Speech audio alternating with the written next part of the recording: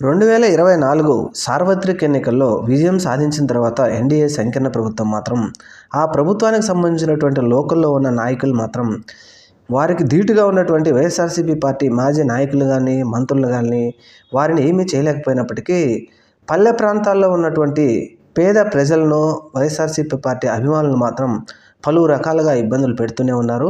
ఈ గత 4 నెలలుగా మనం చూస్తూనే ఉన్నాం. ఇలాంటి సంఘటనే పల్నాడు జిల్లాలో జరిగింది. పల్నాడు జిల్లాలో ముఖ్యంగా చాలా ఎక్కువగా జరుగుతూనే ఉన్నాయి. తేలుకుంట్లపల్లి పల్నాడు జిల్లాకు చెందినటువంటి నాగరాజు అనే వ్యక్తిని ఈ టీడీపీకి సంబంధించిన కార్యకర్తలు విపరీతంగా కొట్టి 2 కాళ్ళు మోకాళ్ళ దగ్గర నుంచి కిందకి విరగొట్టడంతో ఆయన నడవలేని పరిస్థితిలో దీన పరిస్థితుల్లో పడిపోవడంతో అక్కడ ఉన్నటువంటి కొంతమంది ప్రజల సహాయంతో హాస్పిటల్లో జాయిన్ చేశారు. ప్రాణాపాయం తగ్గిన తర్వాత ఈ విషయం తెలుసుకున్న కాశ్ మహేష్ రెడ్డి ఎంబడే హాస్పిటల్కి వెళ్ళి వాళ్ళు మద్దతుగా నిలిచి వాళ్ళకి సహాయం చేశారు. అలాగే జగన్మోహన్ రెడ్డి గారు కూడా వారితో మాట్లాడారు.